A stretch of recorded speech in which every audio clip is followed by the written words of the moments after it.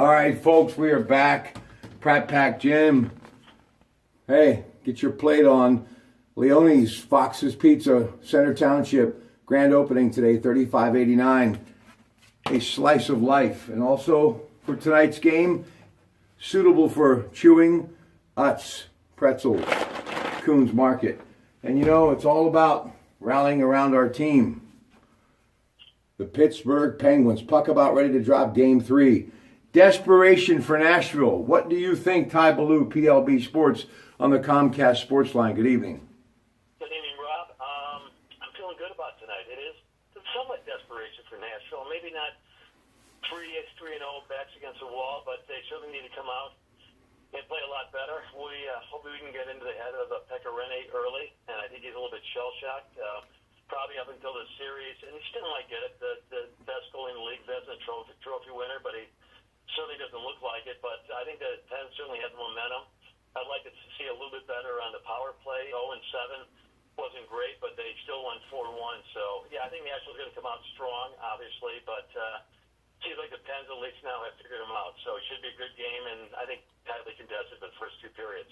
You know, PK Subban said, look, he's still one of the best. We support him. You'd have to believe that from your teammates.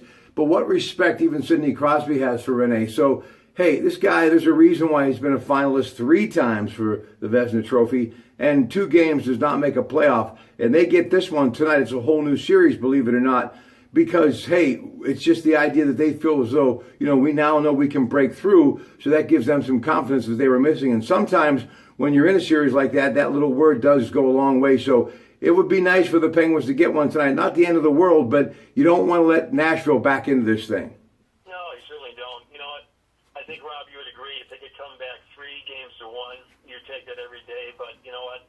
You're right. You don't want to lose this one hit. Momentum will swing back the other way, and they're going to have to figure something out on Monday. I wouldn't mind a sweep, but it's going to be tough. I mean, we'll see what happens tonight. I wouldn't be overly surprised if Nashville maybe stole a game here, but if they can score early, I think that's the thing about it. They need to score early on Pekka Rinne, 1 or 2 goals, and then yank him out of there. I think the game is going to be ours. So I think his confidence is a little shaken.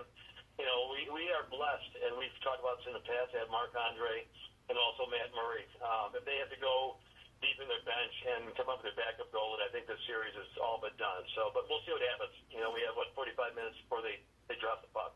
Hey, listen, these 2 teams really have a bit of history. Maybe not so much on the ice, but on the football field. Think back to when the Steelers used to play those great Bum Phillips Houston teams before Jeff Fisher and them brought them to Tennessee. So Pittsburgh and now Tennessee have a rich history in sports and really a great rivalry, especially on the football field between the Steelers and Titans.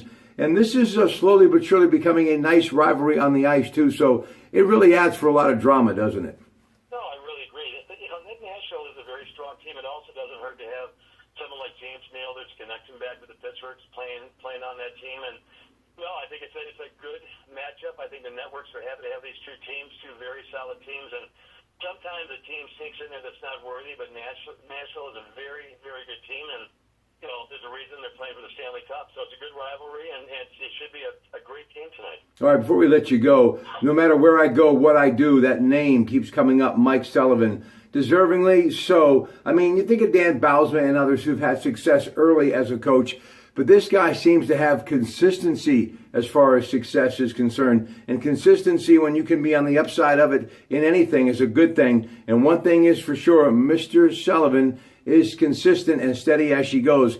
Very methodic in his game plan, but man, it's a great recipe, isn't it? Yeah, it really is. You know, the confidence he's had, and, you know, he put his neck on the line bringing these young kids up, but he is consistent. He's not afraid to make changes. I think Hagelin, which is a little disappointing, is going to be a healthy scratch. I'm sure that's not real popular, but he seems to pull the trigger. He's not worried about making the real tough decisions. And like I said, he's brought these guys up from Wilkes-Barre, and he's put his neck on the line, and these guys have performed. So I was a fan of Dan Bylsma. I was kind of sad to see him leave, but Mike Sullivan certainly is pushing all the right buttons. So it's kudos to him, and I really think that we have the best guy behind the bench in the league. Ty Ballou, PLB Sports, Blue Skies Charity. Puck about ready to drop, NBC Sports Network. Doc Emmerich along with Pierre Maguire and Eddie Olczyk. Ty, have a great night, okay?